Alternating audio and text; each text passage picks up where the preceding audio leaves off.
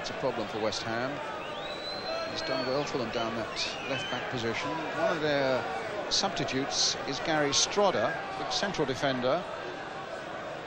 But, there's no sign of Strodder warming up at the moment. The two Luton subs are keeping themselves warm.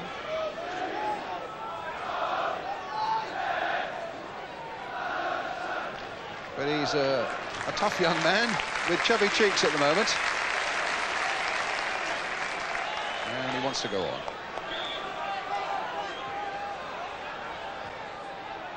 Half an hour gone. 0-0.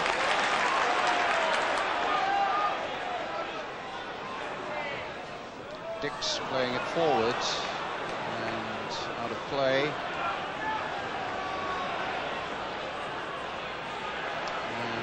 Striker David Kelly will be coming on any moment now, presumably in place of Julian Dix, who one imagine would make quite a reconstruction of the West Ham side. Dix tumbles.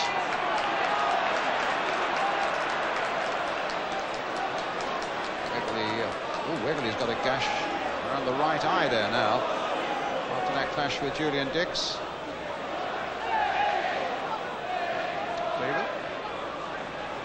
Well, he certainly caught him there with his elbow as he went in, and the referee may well have been the boot actually right at the end there, which would have been purely accidental, but certainly cut. At the moment, I just can't see West Ham getting their fullbacks into the game to support and to try and get extra numbers into the Luton defensive territory.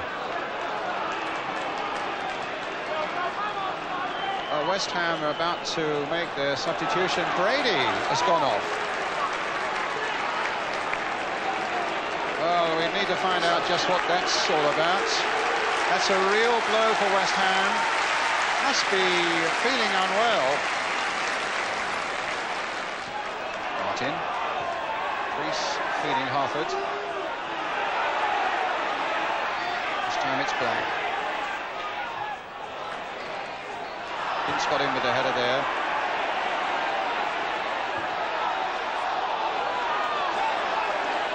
Ward running into trouble. White shirts there now. Breaker towards Mick Harford. Harford wins it in the air. Wegley looking for Kingsley Black into the side netting. Okay. Just a little bit more fluency about the Luton team play. West Ham seem a little bit nervous of it, and their touch isn't as good as Luton's, where I feel Priest has got hold of the game and is feeding people very well and making a neat and tidy midfield. Gale playing it in again. Beaumont to Black. Dickens for West Ham. Potts trying to get it through to Ince, but Ricky Hill there now for Luton. Harford. Breaker, the long ball forward. Danny Wilson on the break. Dix. His header only getting to Ricky Hill. Wilson on the far side. Across there towards Harford!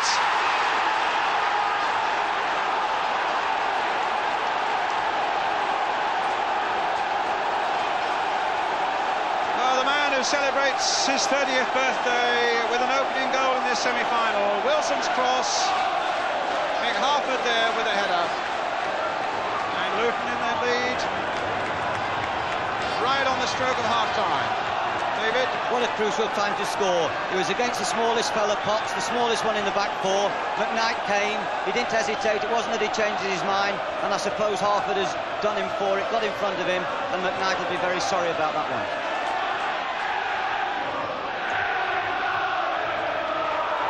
Gregory.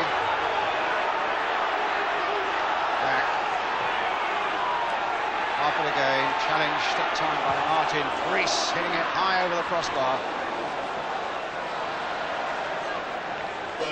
Well, he scored a crucial goal at Southampton in the last round, Mick Harford, with his head. And there's the old head coming to Luton's assistance again with a goal that puts the visitors into the lead.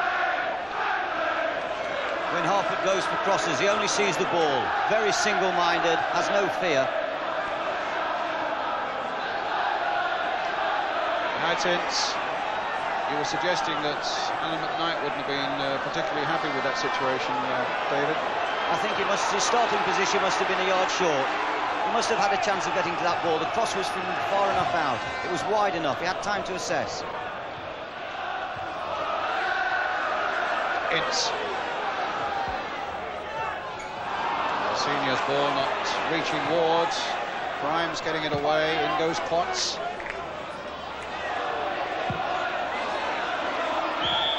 Arms and elbows. And a free kick with 3 minutes of injury time now played at the end of the first half.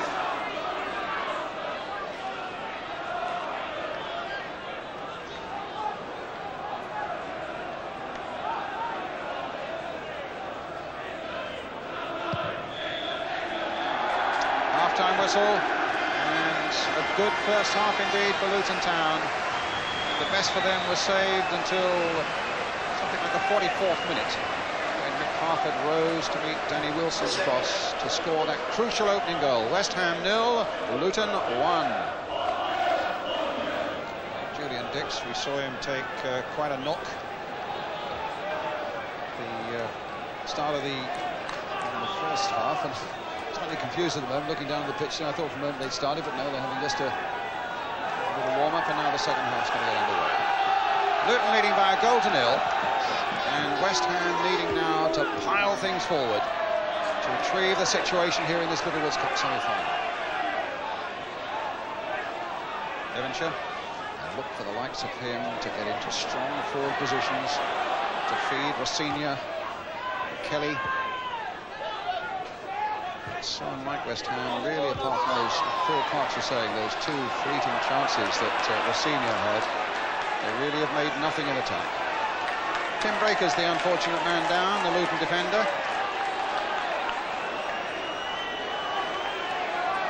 David Fleet.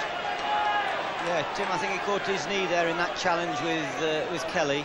But I don't think there was any harmfulness in Kelly's challenge, and I think Danny Wilson had a quick word, and George Courtney, the referee, was very quick to say, don't interfere, leave it to me, we'll get on with the game.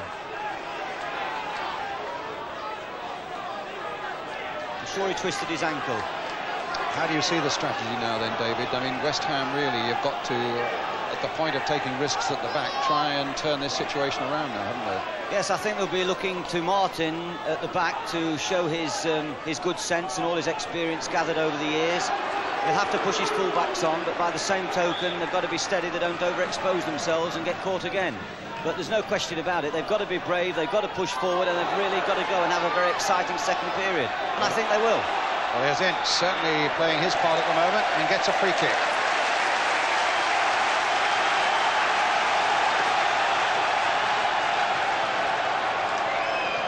Be the moment for Tony Gale. He scored from that sort of range against Liverpool here. His only goal this season, in fact, from a free kick. Good curling free kick practitioner. If you want the straightforward belter goal, then Mark Ward, number 7, might be the candidate for that. So there are two possibilities that Luton wall have got to face now, and behind them, let's see.